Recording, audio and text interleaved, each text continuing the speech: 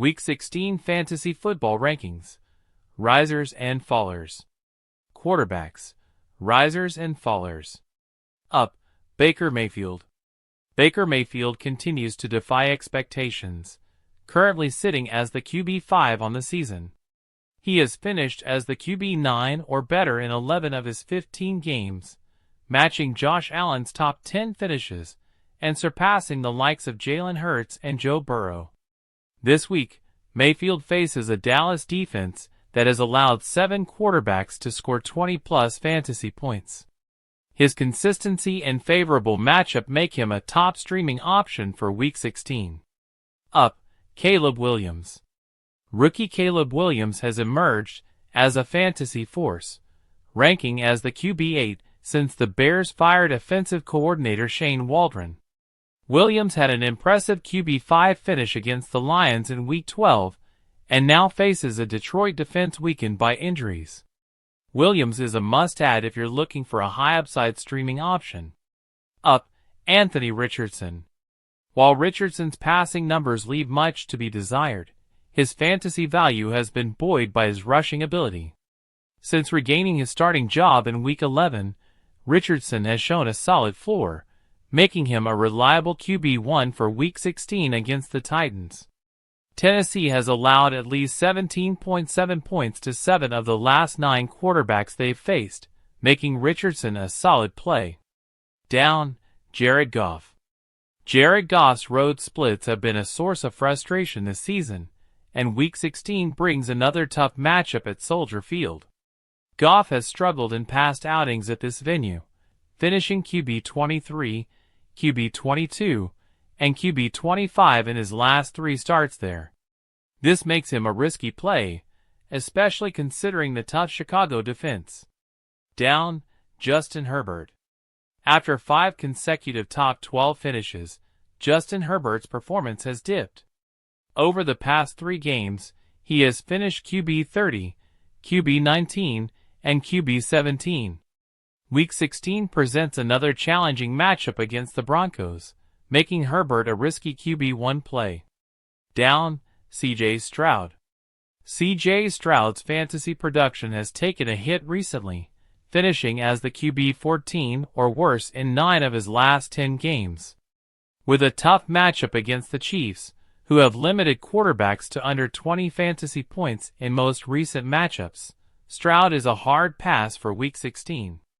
Running backs, risers and fallers. Up, Bucky Irving.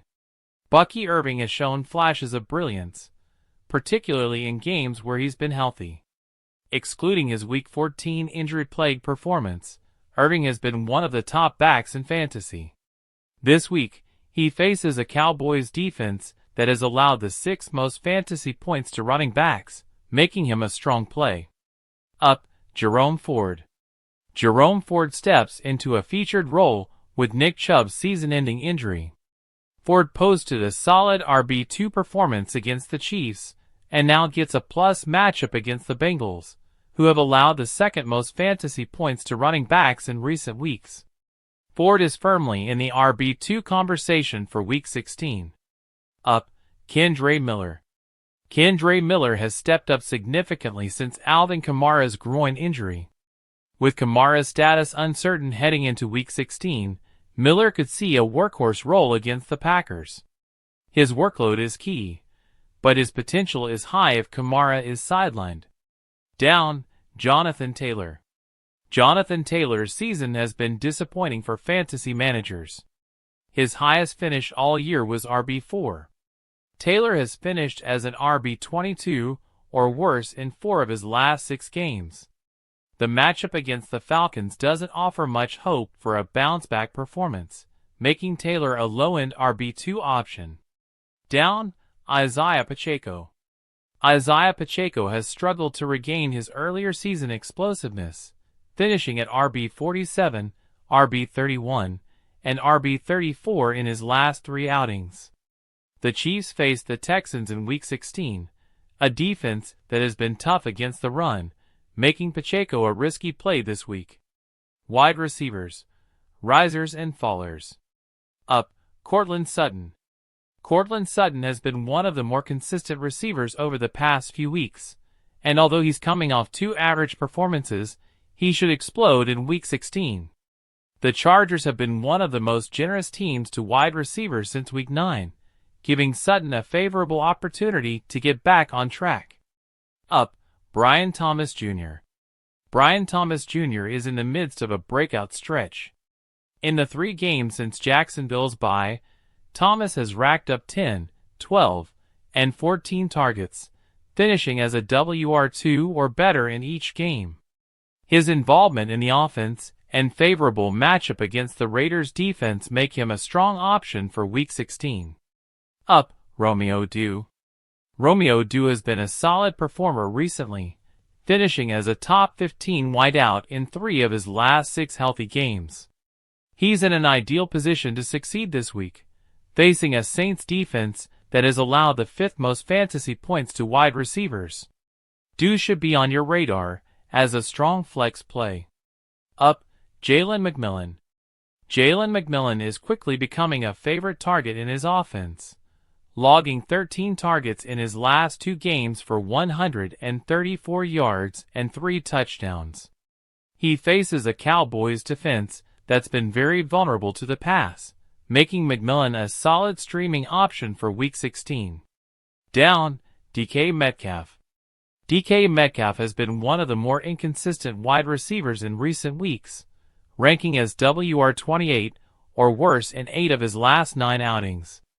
With Geno Smith's status uncertain, Metcalf's value takes a hit, making him a risky play even with a favorable matchup. Down, Zay Flowers.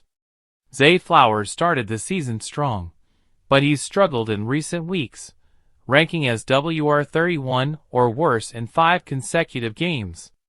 The Steelers have been stingy against wide receivers, making Flowers a problematic start for Week 16.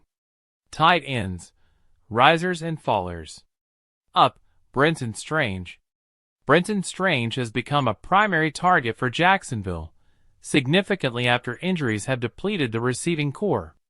In Week 15, Strange saw 12 targets, and he faces a Las Vegas defense that has allowed the most fantasy points to tight ends.